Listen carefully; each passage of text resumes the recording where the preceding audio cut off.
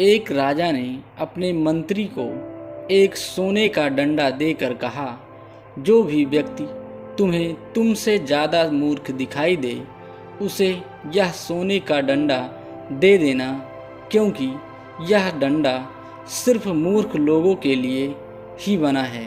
मंत्री डंडा लेकर चल पड़ा। बहुत तलाश करने के बाद उसे एक ऐसा मूर्ख दिखाई पड़ा जो उससे भी ज़्यादा मूर्ख था। तो मंत्री ने वह डंडा उसे देकर कहा, यदि तुम्हें कोई अपने से भी ज़्यादा मूर्ख व्यक्ति मिले तो उसे यह डंडा दे देना। वह व्यक्ति भी अपने से ज़्यादा मूर्ख व्यक्ति की तलाश में जगह जगह घूमता रहा, पर उसे ऐसा कोई भी व्यक्ति नहीं मिला।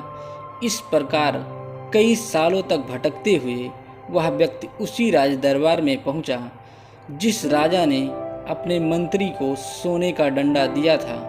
वह व्यक्ति जैसे ही राज दरबार में पहुंचा तो वहां पर लोगों की भारी भीड़ लगी हुई थी।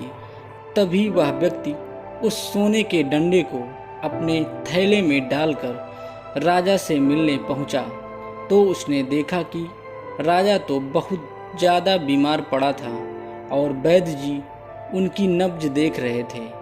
तब राजा ने सभी लोगों से कहा, मेरा अंत समय आ चुका है, अब मैं इस संसार को छोड़कर जा रहा हूँ। तभी उस व्यक्ति ने राजा से कुछ पूछने की आज्ञा मांगी।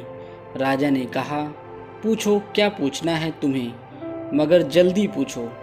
फिर उस व्यक्ति ने पूछा, महाराज, आपकी सेना, हाथी, घोड़े और जो राज्य आपने कई राजाओं और कई लोगों को मारकर जीता है और उन राजाओं से जीता हुआ सोना, चांदी, हीरे, मोती, इन सब का क्या होगा? यह सुनकर राजा के आंखों में आंसू आ गए और कहा, यह सब अब मेरे किसी काम का नहीं है, यह सब यहीं रहेंगे।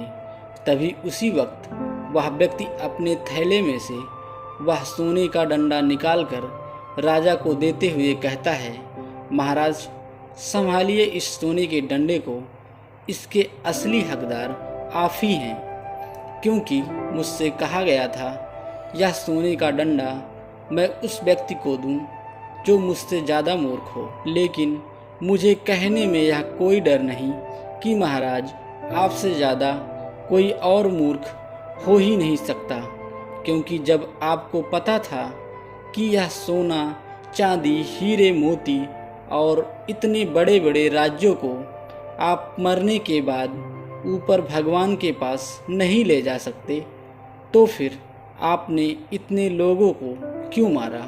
क्यों अपना पूरा जीवन दूसरे राज्यों को लूटने में बिता दिया? क्या मिला आपको यह सब हासिल करके?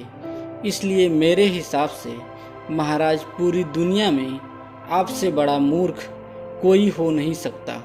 इसलिए मैं आपसे माफ़ी मांगता हूँ, लेकिन यह डंडा आप ही रखिए। यह कहकर वह व्यक्ति वहाँ से चला जाता है।